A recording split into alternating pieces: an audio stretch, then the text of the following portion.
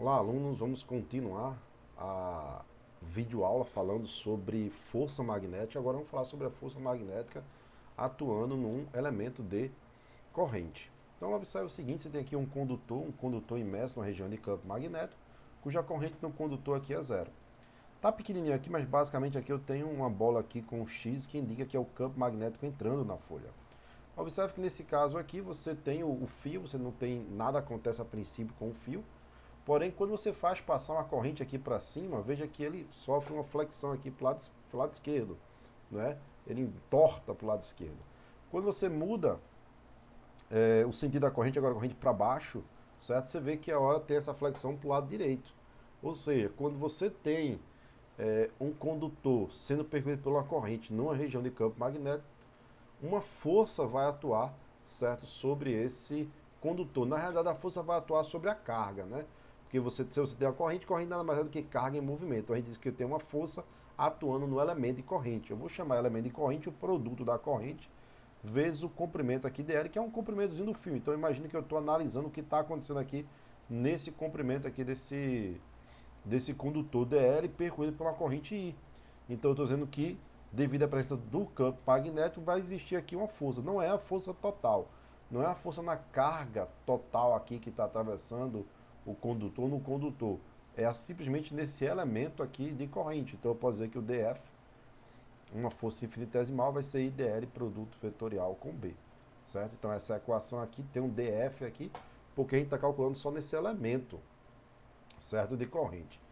Mas e se eu estou querendo calcular o campo magnético em todo o condutor? Então, considerando aí um caminho fechado, se eu quero calcular a força magnética total, vou fazer a integral. Vou dizer que a força magnética total é a integral, uma integral aqui de caminho fechado, integral de dF. Ou seja, somar todas a força que está atuando em cada elemento de corrente desse. Então, por definição, a força magnética aqui, certo? Em um circuito, em um elemento, né, percorrido por uma corrente I, vai ser a integral de IDL vetorial B. Tudo bem? Nós também podemos ter força quando você tem dois condutores percorridos por corrente, por exemplo, o condutor 1 com a corrente 1, corrente 2 com a corrente 2. Então, na realidade, o que está acontecendo aqui é, por exemplo, esse condutor 1, certo? Ele está produzindo campo magnético nas suas vizinhanças. Lembra o campo magnético circular aqui? Esse campo magnético que ele está gerando aqui está interferindo, está interagindo, vamos assim falar, com esse condutor aqui, mais precisamente com o elemento de corrente desse condutor. E aí a interação desse campo magnético aqui com o elemento de corrente desse outro condutor faz surgir aqui uma força magnética. Da mesma forma, eu posso dizer que o condutor 2 produz aqui nas suas vizinhanças aqui um campo magnético, e esse campo magnético aqui, chamado campo magnético 2, ao interagir aqui com um elemento de corrente, faz surgir uma força magnética aqui no condutor 1, ok? Então, se nós queremos calcular aqui essa força magnética, eu vou dizer que a força magnética que 1 exerce em 2 vai ser a integral de I2 dL2, produto vetorial com B1, considerando B1 aqui como sendo o campo magnético produzido pelo fio 1, tudo bem? De acordo com a lei de Biot-Savart, B1 vai ser a integral de μ0 sobre 4π, no caso aqui I1 dL1, produto vetorial com AR1, AR1 2, AR1 é um versor, certo? Que vai do elemento de corrente até o ponto onde eu estou querendo calcular o campo magnético. É a determinação do ponto onde eu quero calcular o campo magnético com relação ao elemento de corrente, dividido pela distância, certo? A distância aqui ao quadrado do elemento de corrente até o ponto onde eu estou querendo calcular o campo magnético. Então, se eu pegar esse resultado e colocar aqui no lugar de B1, eu vou ter essa equação aqui, que às vezes até assusta, né? Para calcular a força magnética, certo? Do condutor 1 no condutor 2. Tudo bem? Se nós utilizarmos aqui a ré da mão direita aqui, ó, veja só. Esse fio aqui, ele tem uma corrente aqui para cima. Então, ré da mão direita, se eu pegar aqui a palma, o meu dedo aqui, e colocar para cima, então eu vou ver que o campo magnético produzido por ele, certo? Está no sentido aqui anti-horário. Então você tem um campo magnético aqui entrando. Então o campo magnético aqui ele vai ser entrando. E aí você pode dizer qual é a força. Lembra que o dedo, agora você vai fazer o dedo apontar não no sentido de vir, mas no sentido de ir para cima. Aí você tem o campo magnético entrando, então a força magnética está para cá, ó. Tá vendo? Você pode até estar vendo aí ao contrário, né? Você pode estar vendo ao contrário, mas você vai ver que o seu dedão no sentido da corrente, os seus dedos apontando na direção do campo, o campo está entrando, então a palma da mão vai indicar que a força ela é, certo, para a esquerda aqui. Tudo bem? Se você agora analisar o campo devido a I2, esse campo aqui, deixa eu mudar a cor. Esse campo aqui, ó, usa a mesma coisa, ré da mão direita, ó. Bota o dedão agora no sentido da corrente e você envolve, chamada regra envolvente. Você envolve o fio, envolvendo o fio, você vê que o campo aqui está saindo. O campo aqui está saindo desse lado. O campo está entrando desse, mas está saindo desse. Para indicar o campo saindo é só um pontinho. Aí você vê aqui, ó, o dedão está para cima, o campo aqui está apontando para mim, está saindo, então a força magnética está para cá, tá vendo? Então você tem aqui força de atração. Quando o sentido das correntes são iguais, você tem força de atração. Quando ao contrário é de repulsão. Tudo bem? Vamos fazer um exemplo? Vamos fazer um exemplo para ficar mais fácil. Uma espira retangular percorrida por uma corrente I2 é colocada paralelamente a um fio infinitamente longo percorrido por uma corrente I1, como mostra a figura. Determina a força magnética sobre o segmento 1 da espira. Então, vê só, eu tenho aqui um fio infinitamente longo, né, que nós sabemos como calcular o campo magnético dele, né, resultando lá da lei de Ampère, você pode calcular facilmente que o campo magnético, vamos chamar campo magnético aqui do fio 1B1, vai ser igual a μ0, μ0 e 1 sobre 4π ρ na direção a φ. Isso quer dizer que o campo magnético ele é um campo magnético concêntrico, ele está circulando aqui, certo? O condutor. O caso da corrente ser para cima, regra da mão direita, o campo magnético está aqui no sentido anti-horário. Ele está entrando desse lado, o campo magnético B. Ele entra desse lado e sai desse lado aqui. Ok? E a força, vamos chamar aqui, ó, a força de 1 em 2, certo? Do fio 1 na espira aqui. Não vou colocar assim não, né? A força aqui nesse elemento 1 aqui, vamos chamar aqui a força no elemento 1 aqui, certo? Vai ser dado por quê? Vai ser dado pela integral. Não vai ser fechada, porque eu quero só no segmento da espira, não é na espira toda aqui, então vai ser I2 vezes DL2 produto vetorial com B1, certo?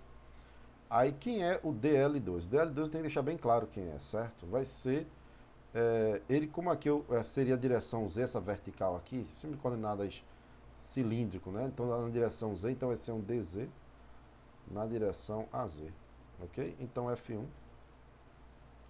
vai ser igual a integral de I2 DZAZ produto vetorial com μ0 e 1 sobre 4π. Aí essa distância aqui vai ser ρ na direção a φ, certo? Então F1 vai ser igual, ó, o μ0 sai, o I1 sai, o I2 sai e o 4π sai. Esse ρ, se você pegar aqui, ó, toda vez que você pegar um IDL aqui, eu vou pegar um IDL aqui, depois vou pegar um outro elemento aqui. Observe que a distância até o fio, né, que é o ρ, essa distância aqui, ela não muda. Então esse ρ é constante, ele bem sai da integral. Então fica só a integral de dz, certo? AZ com a φ, aí vamos lá, ó, AZ. Não, AZ não. A ρ, a φ e a z. Então se eu estou fazendo AZ com a φ, eu estou indo no sentido anti-horário, então é menos a ρ. Então fica aqui menos a ρ. Integrando em quanto? De 0 até B, que é o tamanho aqui desse comprimento 1. Então isso vai ser menos μ0 e 1 e 2. Então a dz vai ser z, variando de 0 a b, fica b, sobre 4π. Aqui sim, veja só, essa distância aqui é constante, mas ele chama aqui de ρ0, então aqui seria ρ0, certo? Então aqui ρ0 na direção a ρ. Então, como tem menos aqui, quer dizer que a força aqui, ó, nesse elemento 1, ela está aqui para dentro, atraindo, certo, os condutores, né? Esse condutor infinito com esse segmento aqui, tudo bem? Para a gente poder fazer um pouquinho a mais, já que aqui esse ρ foi constante, se nós escolhêssemos aqui, ó, esse elemento 2, né, nós ficaria um pouquinho diferente o cálculo. Então deixa eu tentar fazer aqui, certo? Para aproveitarmos a figura e ganharmos tempo, né? Para o vídeo não ficar muito grande aqui, então vê só. A força no elemento 2 seria quem? Seria I2, DL2, produto vetorial com B1. O B1 continua sendo o mesmo. O que muda aqui é o DL2. Que o DL2 agora, se eu pegar um comprimento aqui, ó, o DL aqui, esse DL aqui, ele está na direção ρ. Então, é um dρ. Eu estou me afastando aqui, então tem um dρ na direção a ρ. Então, isso vai ser um dρ na direção a ρ. Produto vetorial com μ0 e 1 sobre 2πρ, certo? Na direção a φ. Então, F2 vai ser igual a, ó, o μ0 sai, o I1 sai, o I2 sai, que tudo é constante. Aqui é 4, né? Aí 4π sai. O ρ agora, ele não é constante, porque veja só, essa distância daqui para cá é uma. Esse daqui para cá é outra. Quando eu chegar aqui, a distância é outra. Então, o ρ não é constante. Então, o ρ fica. Então, vai ficar dρ sobre ρ. Que direção? A ρ com... Agora é a ρ com a φ. A ρ com a φ. A ρ com a φ da AZ. Não tá aqui, ó. A ρ com a φ da AZ.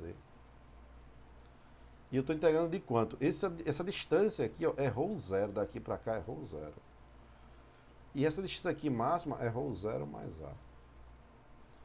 Então, F2 vai ser μ0 e 1 e 2 sobre 4π, que multiplica.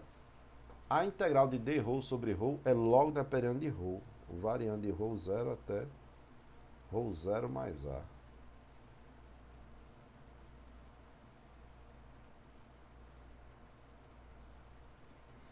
Então, o F aqui, ó, no elemento 2, vai ser μ0 e 1 e 2 sobre 4π log neperiano. Vou escrever assim, ó. ρ0 mais A sobre ρ0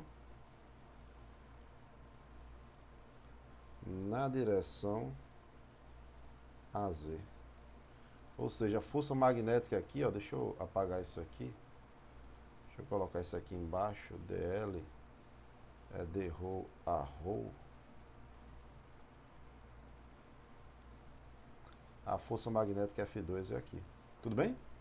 E aí eu convido você, certo, a calcular a força F3, calcular a força F4, fazer a soma. Não é? Quando você faz essa soma desses 4 pedaços, é equivalente a fazer a integral no caminho fechado, para você calcular a força que atua na espira. Não num pedaço dela, mas na espira. Então, tentem aí fazer a força F3, certo? Fazer a força F4 e se tiver alguma dúvida, coloca aí nos comentários, ok? Espero que tenham gostado. Até o nosso próximo vídeo.